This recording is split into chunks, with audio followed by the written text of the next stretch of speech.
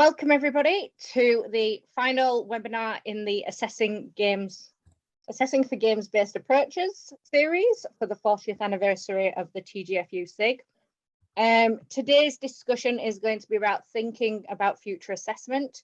We have Dr. Naoki Suzuki, Dr. Karen Richardson, and Dr. Steve Mitchell, who will be showing and discussing some of these key points that we've had over the past few weeks. And then we've got, thankfully, two teachers who have come to join us today, who are going to be talking about their experiences.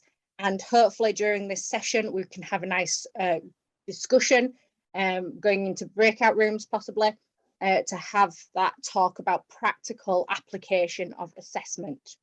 So I will hand over to Naoki to get us started. So welcome and thank you. Thank you very much. So hello everyone.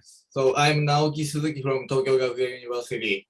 So thank you for your participation in this webinar. So in the first session, I lectured on the basic conceptual framework of learning assessment in a game-based approach. So then we explained specific assessment approaches in the second to fourth sessions. So far, so the webinar series has been conducted in a lecture style, but today it will be conducted in a seminar style. In other words, we would like to ask participants to speak actively. The purpose of today's webinar is twofold. So first, to use the understanding of the previous webinars as a starting point for imaging future assessments. So second, to communicate with the participants to develop and extend a community of practice. To approach these two objectives, we first invited two great practitioners to this webinar. So I asked them to present their topics. They will talk about their specific assessment initiatives in a game-based approach in about 5 to 10 minutes. Brief Q&A session, so we'll follow each presentation. After that, so I would like to ask Karen and Steve to comment briefly. So please discuss in small groups of 3 to 4 people based on that. So today we have almost 20 people so in this webinar. So very small participants here. So I guess it's very easy for us to discuss about a specific topic based on two practitioners' initiatives. So discussions will last approximately 10 to maybe 15 minutes. So after we come back to the general room, I would like to share our ideas. So please assign one person so in your discussion group to the report back on the discussion. So after exchange ideas, I would like to close the webinar so with a brief comment on the reflections from Teng and Takuya. So who provided the topics for discussion. Okay, so now let's move on the first presentation. Mr. Fujimoto, it's your time. Thank you, Naoki. Nice to meet you, Dr. Naoki and everyone. Thank you for giving me such a valuable opportunity. My name is Takuya Fujimoto, and I'm elementary school teacher in the city of the Niigata, Japan. Niigata is a city facing the Sea of Japan side, 2 hours away from Tokyo by Shinkansen. Rich in rice and fresh fish the sushi you all know is famous. In winter, more than 2 meters of snow is piled up and winter sports are popular.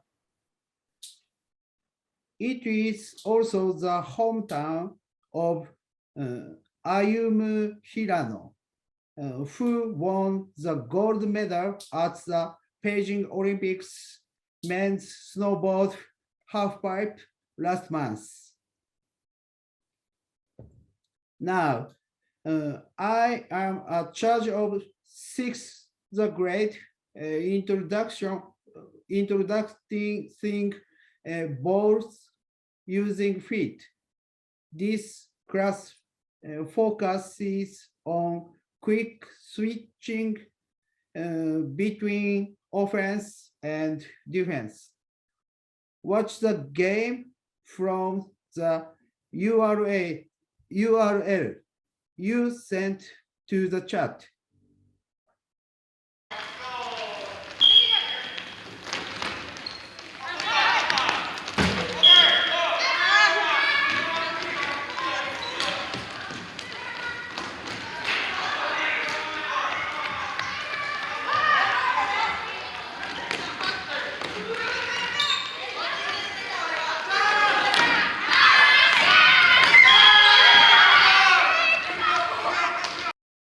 The game ends with a single switch from defense to offense for any team.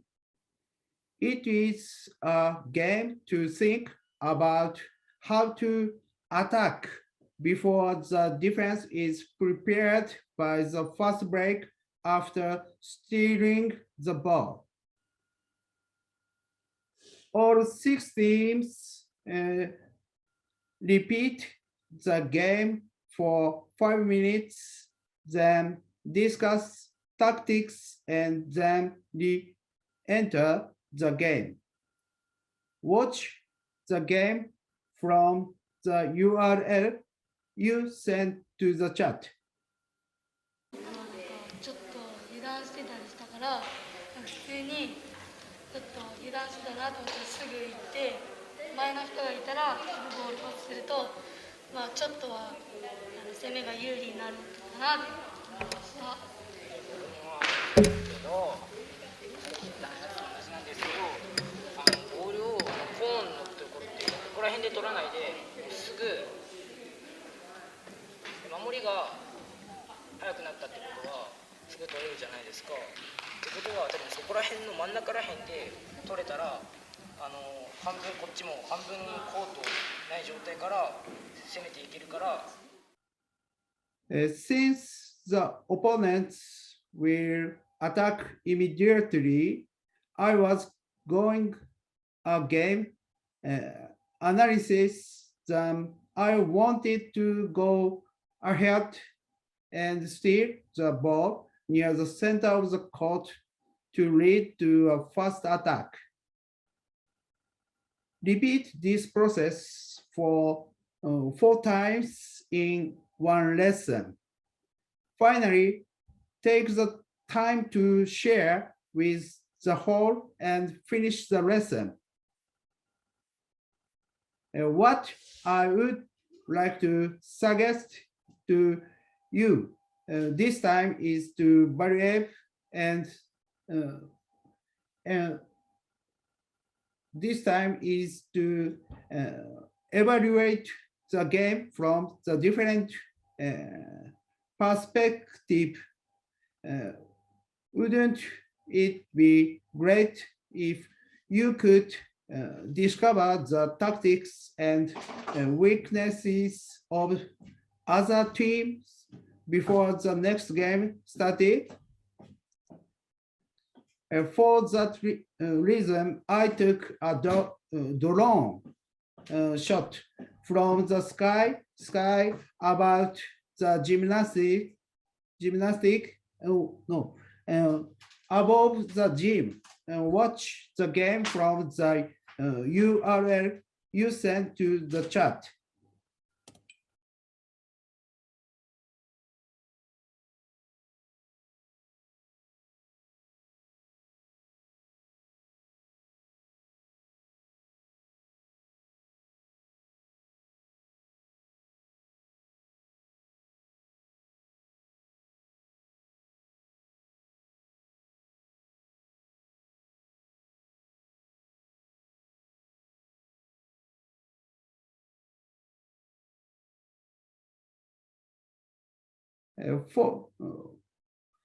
Furthermore, it was projected on the monitor in the center of the gym in real time.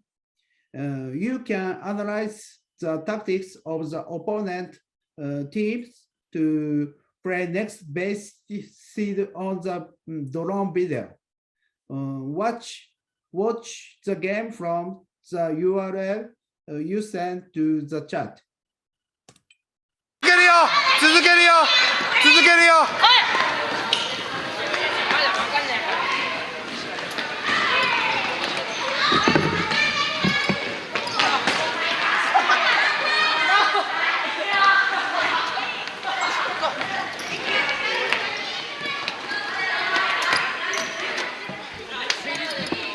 来るよ来るよ来るよおいおい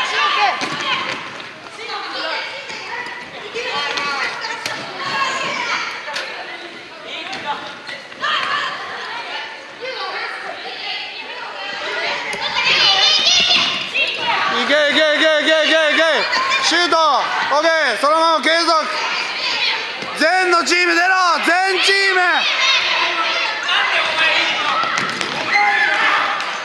Finally, the children write a learning record on the tablet. This is shared online with my teammates. Now, let's share the screen.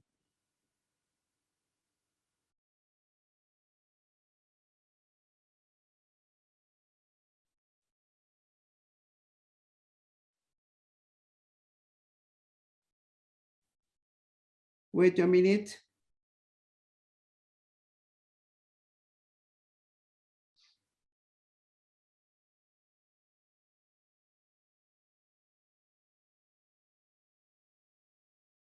Okay.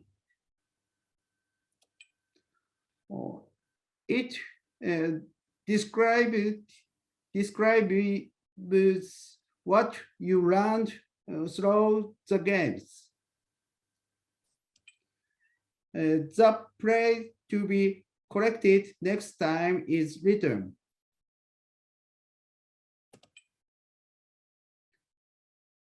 I move icons and write movements online.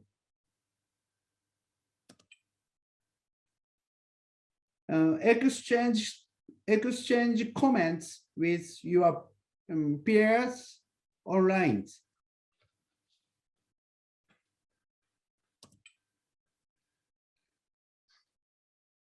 Companions evaluate the effectiveness of tactics online.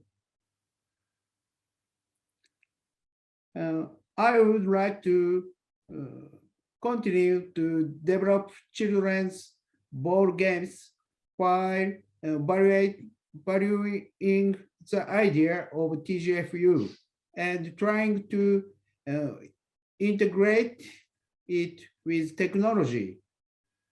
I would like to hear your opinions. Thank you very much.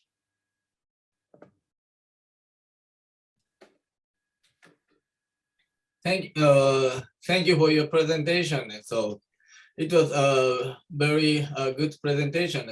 Does anyone have any questions?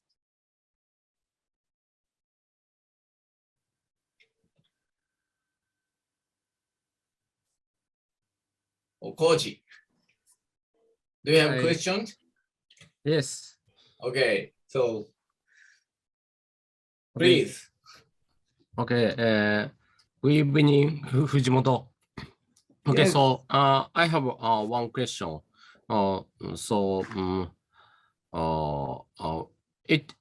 It's wonderful to use a drone to see the game from bird's eye view. What has changed your students' game performance or tactical awareness by watching the video taken with a drone? Mr. Koji, thank you for your question. answer the first question. Until now, we have only focused on our own plane. However, they began to pay attention to the opponent's play through the class. For example, it was decided to steal the ball before the speed was reached against the opponent's speedy attack. Therefore, they saw about going to the player who brought the ball in the opponent's team first to defend in the center of the court. Okay. I see. The students thinking about tactics not only own team and so also opposing team. Oh, thank you. Yeah. Other Second question? Oh, Okay. sorry, go ahead. Answer the second questions. Oh, okay. So, second question. So,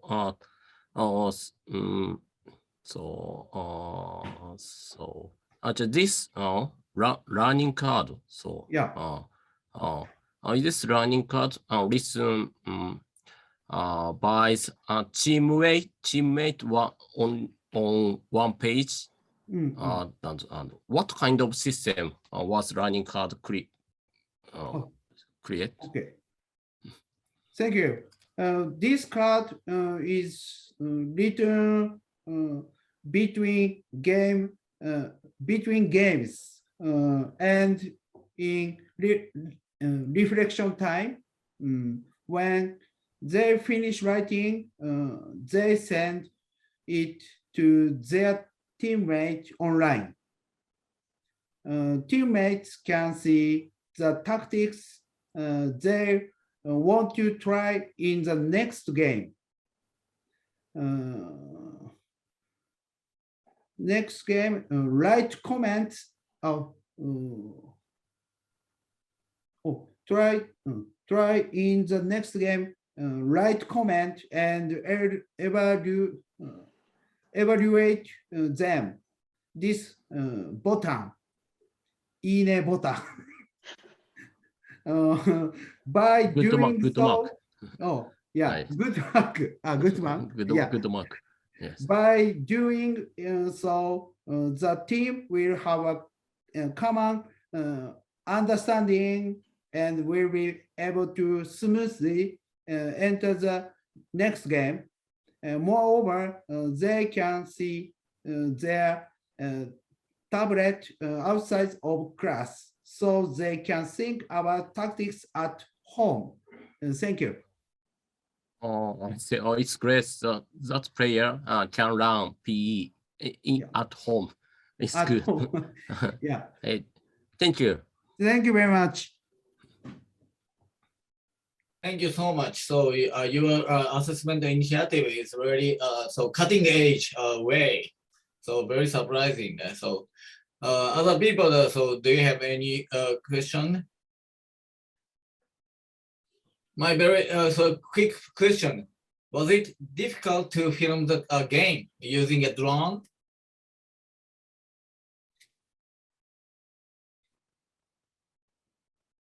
Drone 使ってゲーム撮るの難しかったですか？ Thank you. Just a moment. とても簡単でした。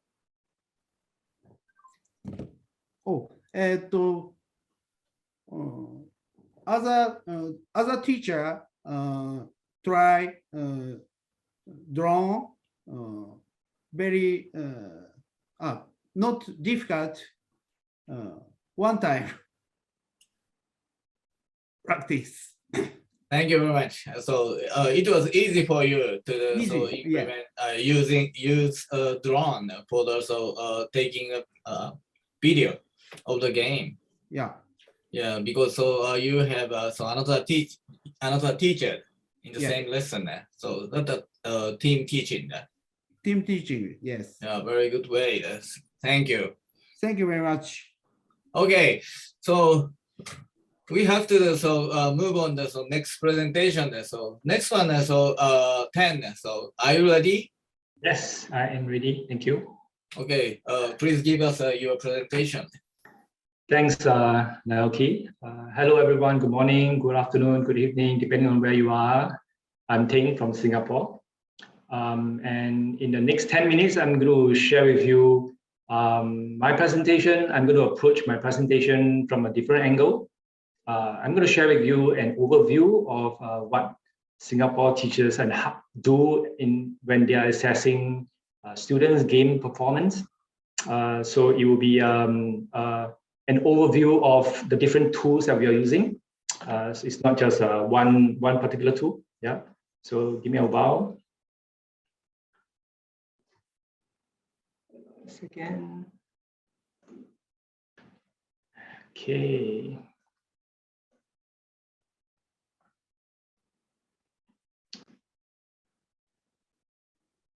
Okay.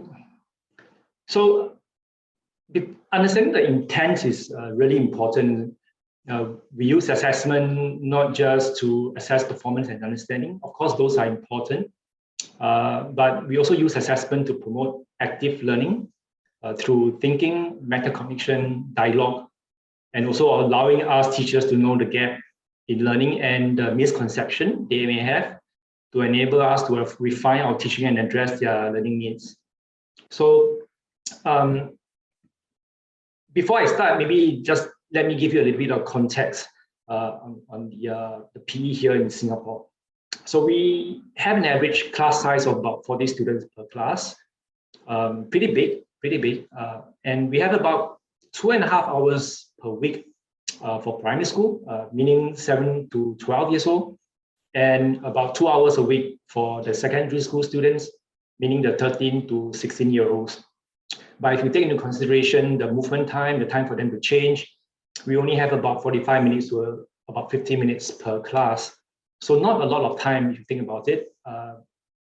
And a lot of our students have got, a very basic skill level because they hardly play outside as well. So even though in secondary school, each games unit is probably about 14 to 16 hours, but it is really not a lot of time. And we do have a national curriculum with learning outcomes to achieve. So the implications is this.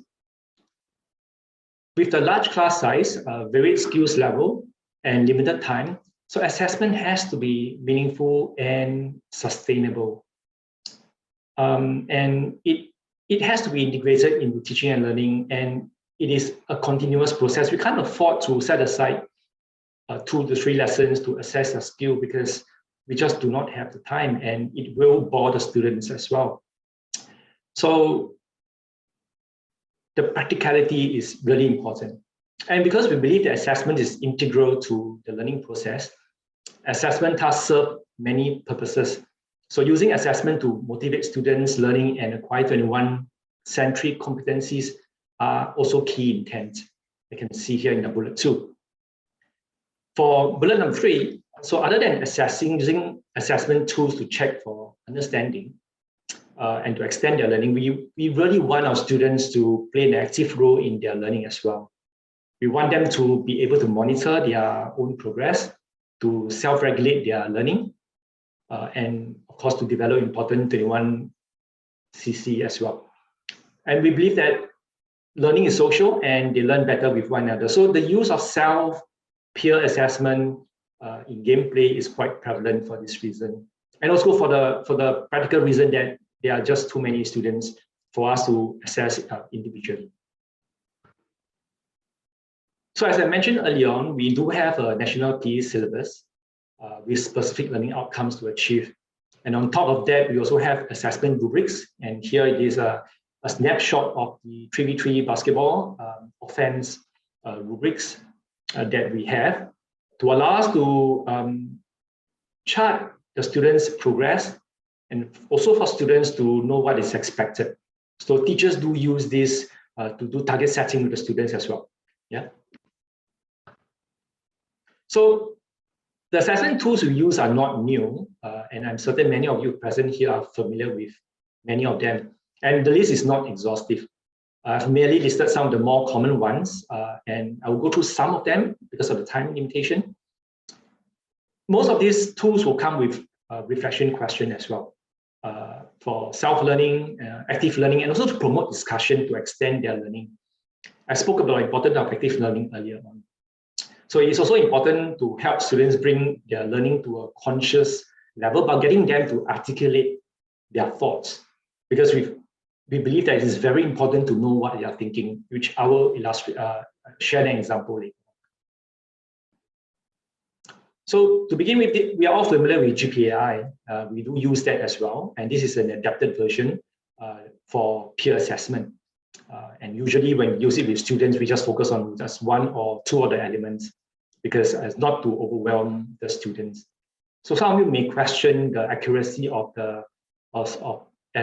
this data, because some students may not have the experience or the understanding to assess gameplay. Agree on that, totally agree on that, but it does have its many benefits as well, because we all know that when we use it for peer assessment, students become more aware of what they need to do during gameplay as they observe their friends. And the data that they gather during gameplay will trigger lots of rich conversation, and that is what we are after, that conversation to discuss and analyze about their gameplay. And more importantly, through peer assessment, important 21 CC are being developed. So they learn to communicate, they learn to accept feedback, they learn to ask questions, and they learn to work together to collaborate. So this is an example of a HIT map, HIT, used mainly for net barrier games, and this is an example of badminton.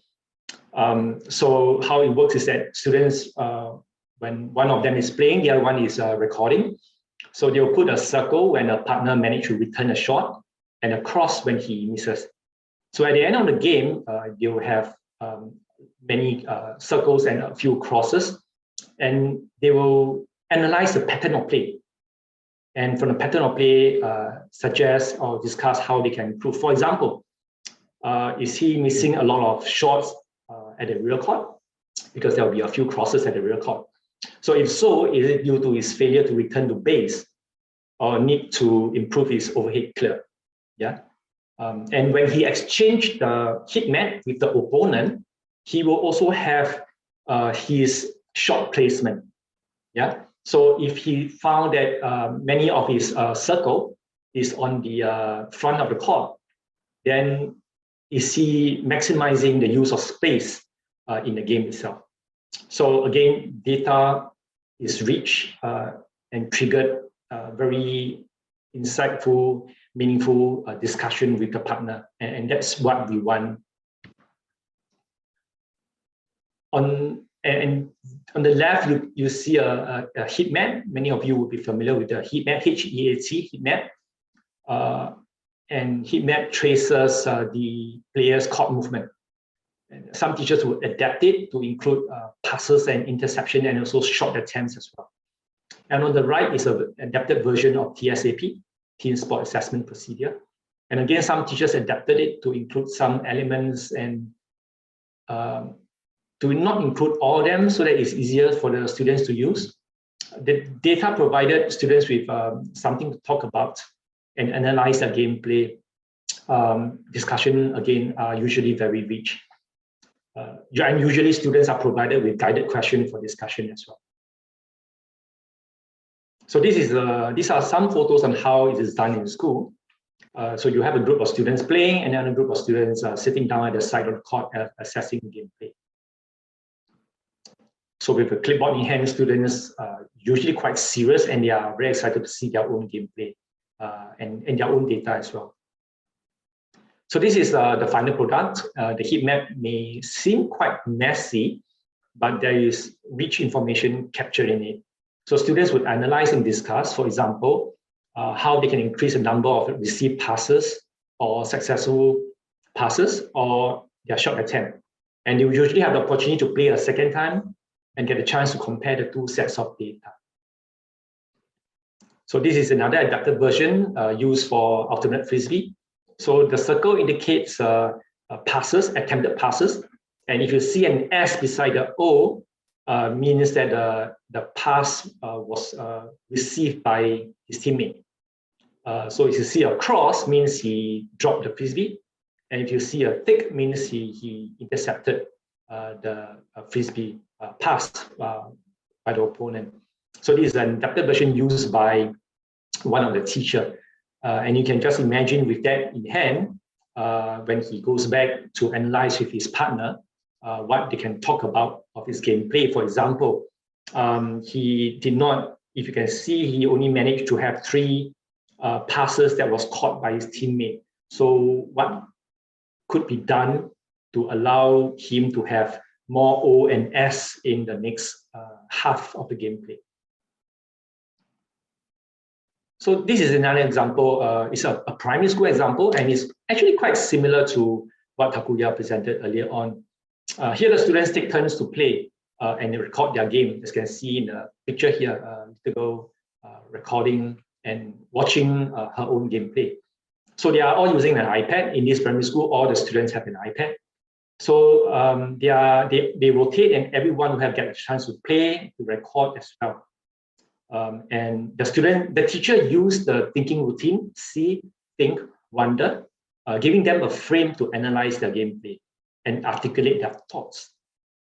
It is really insightful to read what they wrote, seeing the game through their lenses.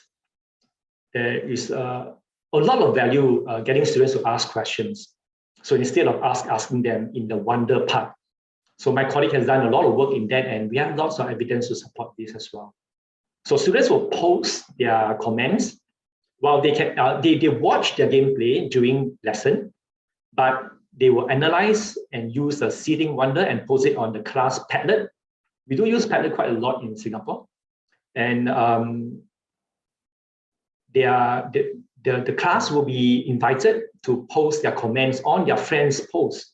So you can see everyone learns together. So not just teachers giving the students feedback, the class also give each other feedback, because again, going back to the belief that learning is social. Yeah. So my 10 minutes is almost up. So there you have, as you can see that we have focused quite a bit on self and peer assessment for a reason. So we do assess, the teachers do assess, don't get me wrong, but we also act as facilitator of learning. While students are assessing themselves and assessing each other, we will be there listening to their discussion, asking questions to extend their learning as well. We value that active learning and collaborative process in the learning. So I'll leave you with this quote from our assessment resource guide. We see assessment as integral to teaching and learning. So while it is important to assess understanding and performance in gameplay, assessment is also key to empower our students to own their the learning and to promote joy through increasing their motivation to learn. So that's my 10 minutes of sharing. Thank you. Naoki, back to you. Thank you, Teng. So, everyone there, so do you have any question?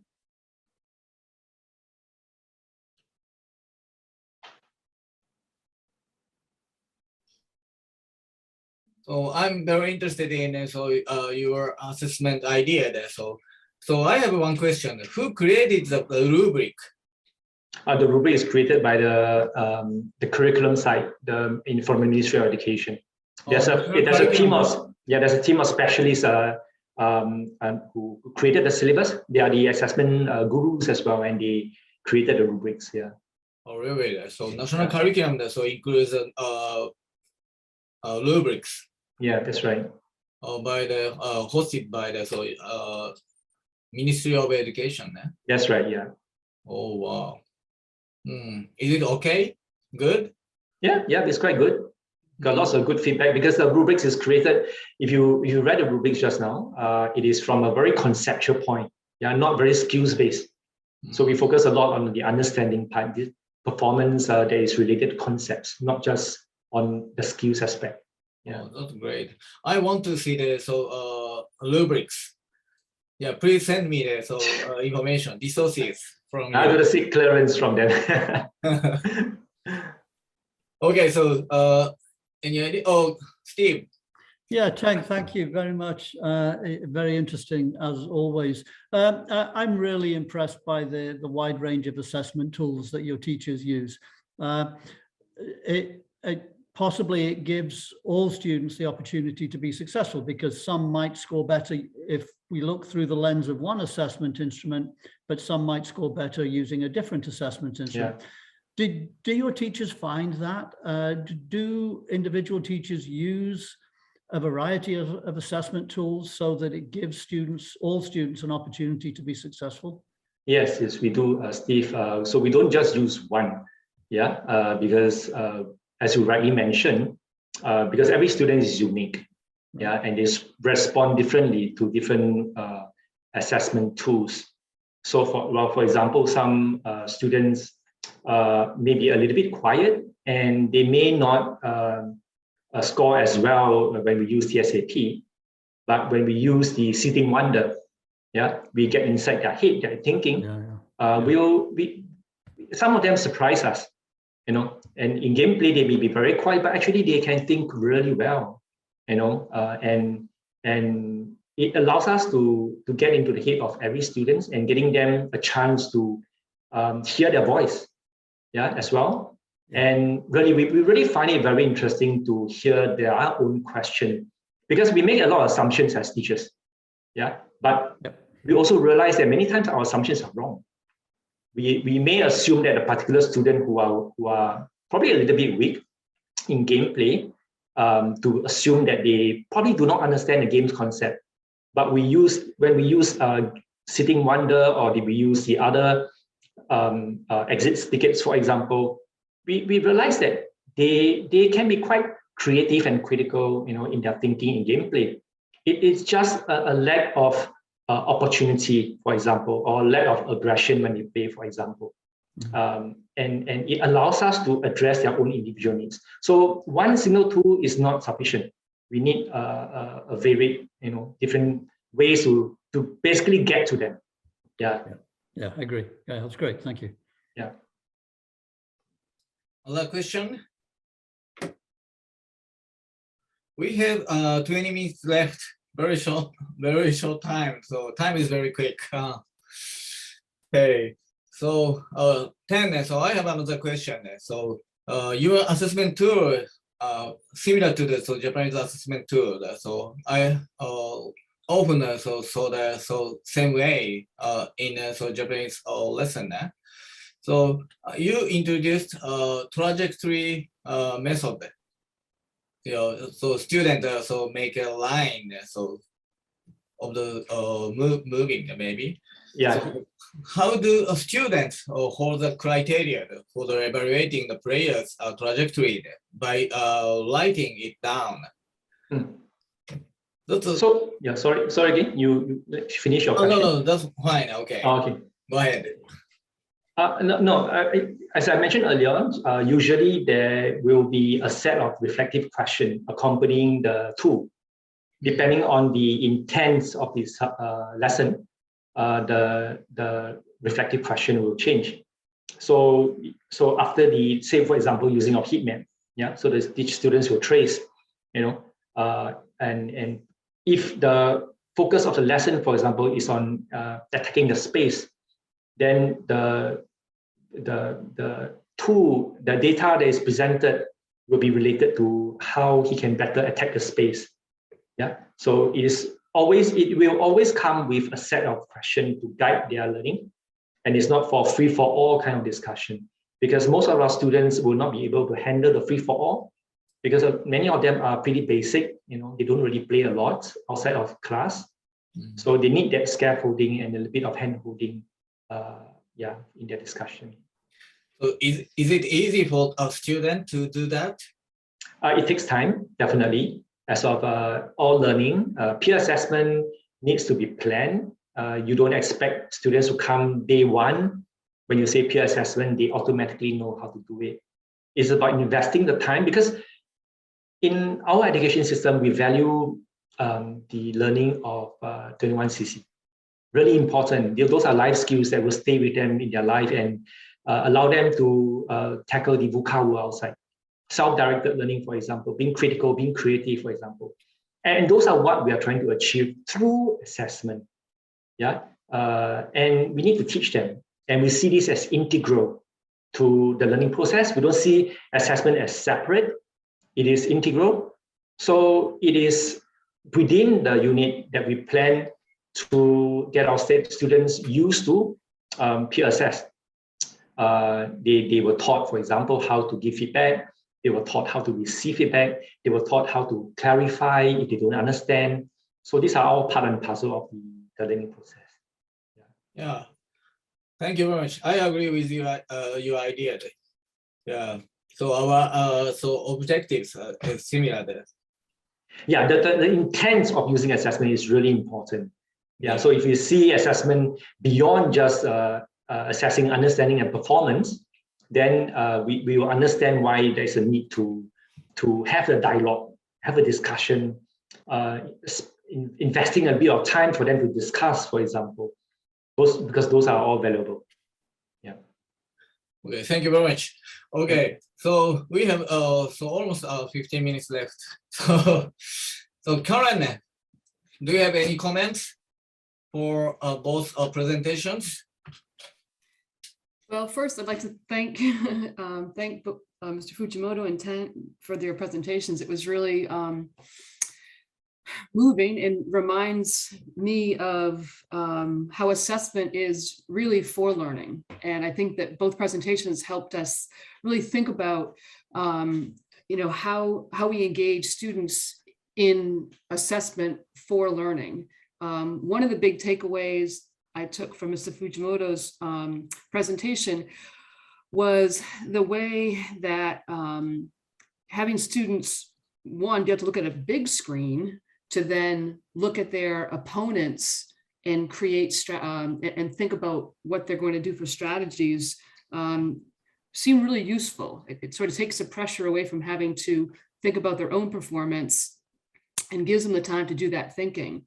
Again, I continue to be impressed and want to work on my own at helping students work together as a team to reflect on and come up with strategies and tactics. And I think that both presentations today provided opportunities for us to think about how students work together to create those sort of team strategies and solutions to the problems that they face. So I really appreciate appreciate that.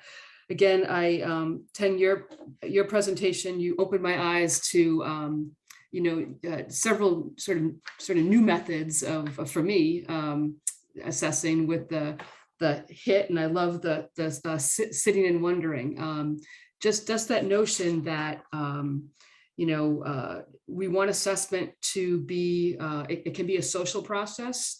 It can be something that does promote, like you said, the joy of learning. And I think the examples that were provided in both presentations today really help us to see that can be accomplished. So I have a lot more reading to do, and I just want to thank both of you because you're really opening new ways to think about the social construction of learning through assessment. So my thanks. Thank you, Karen. So Steve, so do you have any comments? Yeah, I do. But again, thank you so much, both Takuya and Teng, for two excellent presentations. I thought they were very interesting, and I'll just a few of my comments have already been covered, which is the disadvantage of going second. So I'll mention a couple of new ones, but then there are two or three things that I do want to re-emphasize. So the first thing I'll say is, gentlemen, I really like your use of technology and the integration of technology into the assessment and learning process. Whether it is students using their own cell phones, which of course they all have, and in schools we try and discourage the use of cell phones, but there are times and places where they are a valuable learning tool. And Teng, I think the video shots in your presentation indicate one of those times and places where allowing children to use their cell phones can be really helpful in terms of helping learning. And Takuya, I loved the use of the drone. As challenging as that will be for many teachers, I think that when you use a drone and you get up high to watch sport, you get a different view. You see the spaces and the angles and the distances much better than you do when you're down low. So there are times when I go and watch a game when I will pay less money to sit higher up in the cheap seats than I will to try and sit next to the court or the field, because when I sit higher up, I get a better view. You see and you understand much better what's happening. So I really applaud you for doing that, because I think it's a better learning tool for your students. So, well done. I also want to comment on the content, Takuya, that you were teaching, because it's an aspect of invasion games that we don't teach very much. It's transition from offense to defense and defense to offense. Coaches will tell you that the first 3 to 5 seconds of winning possession back or losing possession are really important. And so what you were teaching there was the importance of attacking quickly with the ball, but when you lose the ball, defending quickly high up. So the idea of a high press to try and win the ball back as far up the field or the court as you can. And so we don't teach that very often. And it really means that students have to be quick thinkers so that when the ball turns over, they react appropriately to give them the best advantage they can. So I really liked the content, Takuya, that you were teaching there. Teng, I really enjoyed your comments about assessment not just being teacher driven. Assessment is more than teachers assessing students. The use of self-assessment and peer assessment, I think, is so very important. And Teng, you kind of finished your presentation aligning teaching and assessment and learning, assessment aligning with learning. And, Karen, you just mentioned that as well. So at risk of boring everybody with saying it 3 times, assessment is part of learning. It's not separate from learning. And so I think that's extremely important. Teng, I liked what you said several times about teachers adapting assessment instruments. Too often, I have found that teachers will try something out of a book, find that it doesn't work or doesn't work as well as they want it to, and they throw it away because they don't want to work with it to make it work. I always say that it's not things that work or stuff that works, it's teachers that make things work. And so I really like what I heard about your teachers adapting the assessment instruments that you've developed for them to make sure they can use them and their students can use them. I think that's so important. And the last thing I'll just re-emphasize, I think the importance of using a variety of assessments so that all students have the opportunity to succeed, because I think, Teng, the examples that you gave were really good examples of, some students can be successful with one assessment tool, whereas other students may not be as successful with that assessment tool, but can be successful with a different assessment tool. So I think a variety of assessments is important to help students both in how well they score, if you like, but also give them the best opportunity to learn from using those assessments. So again, gentlemen, thank you so much. I thought the presentations were excellent. This may be the last everybody hears from me, so I want to say thank you to Naoki for organizing this series of webinars, and big thank you to Karen, of course, for her contributions, and we can't leave out Ellen for all her organization. I think that's just been fantastic. So thank you, everybody. I will mute myself now. Thank you so much. So Karen and Steve's comments are excellent. And so I have nothing to say. So, and we have very little time left. So I don't think we will have time for a small discussion. My management was not good, so I apologize to everyone. I just want to so Ellen's comments. Ellen, so do you have any comments on two initiatives? Oh, where is Ellen? No Ellen here. Oh, it's maybe fine. Oh, Walter. So, do you have any comments? Well, can I just ask because I understand the purpose of these presentations would be something concerning about the future movement for games-based learning. I think this is actually a very important idea. But when I take a look at the presentations at Takuya and also Teng, and then the use of technology seems to be a very popular movement in your places in Japan, also in Singapore.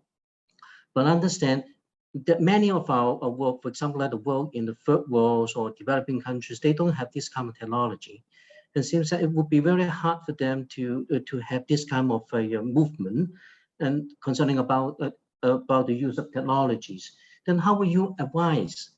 What would be your suggestion? For example, like Teng and Fujimoto, what would be your idea? I mean, would this kind of practice can be done in a lower versions, so that in this way that will be easy to be adapted by people coming from the third world, or even, I mean, when they are picking up the speed for game-based learning. So what would be your idea?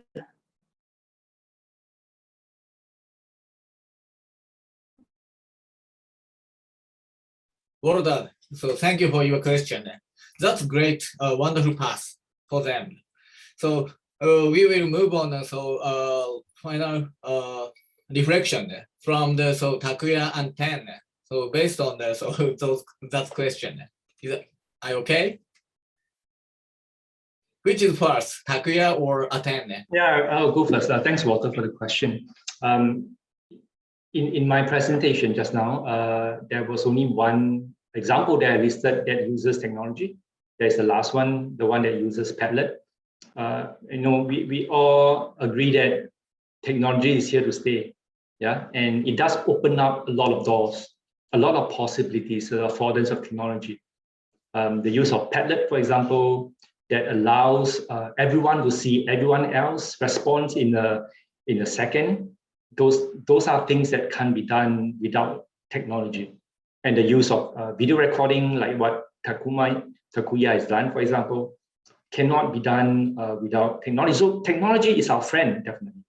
But I agree with you totally as well that there may be some countries in the world that may not have that advancement in technology yet, or that resources to afford to give everyone an iPad, for example. And yes, it can be done back to pen and paper, like the one that I shared earlier on, the heat map. Yeah, the heat map and the heat map, GBA can be done using pen and paper as well. But we cannot compare, technology because technology really opens up, yeah, and it really provides so much more possibilities what we can do as compared to without the use of technology. But learning can still take place without technology, that's for sure, definitely. And even with technology in our hand, and right now our secondary school kids, all of them has an iPad or a Chromebook because it's part of our national initiative.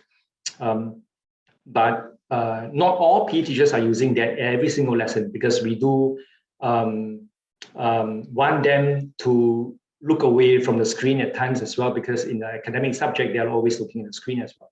So we do value that off-screen kind of practice and assessment, but when the opportunity comes for them to use technology, we will get them to use technology because it is just so powerful.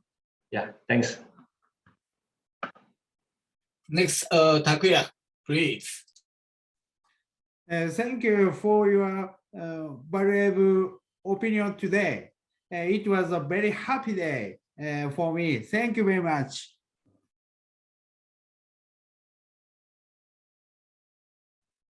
Oh, okay, thank you. Walter, are you okay? Yeah, so technology has so high compatibility with assessment. I believe it should be so actively implemented. So I do think that a process to spread out it to all countries needs to be carefully considered. So I think that has to be the next task. So, however, it is necessary for countries like Japan and Singapore, also the Macau, to actively introduce the initiatives using the technology for assessment. Yes. Okay. So, thank you very much. Not now. It's 11 p.m. in Japan. So that's so ending time. Thank you for the cooperating our webinar. So thank you so much. So please give a loud applause to Takuya and Teng. Thank you. Okay, so our work has been done. So hand on over the Ellen. Thank you for that, and thank you for everybody coming today. It was an excellent presentation, or presentations, should I say. And thank you for also attending the other webinars within this series. All of these contribute to the 40th anniversary celebration of the publication of the TGfU model back in 1982. And we will be having a series of other events throughout the year, including some more webinar series on questioning in games-based approaches and equity in games-based approaches. And we hope that some of you can come and join us for those as well. All details will be available through our social media on Twitter and Facebook. We will be sending out emails on our mailing list, so please do sign up to those. And you can find all the information on our website at www.tgfu.info. We have a special section on the 40th anniversary, so you can find everything out on that. Thank you again for coming, and we wish you all the very best for the remainder of your day and week. Thank you very much.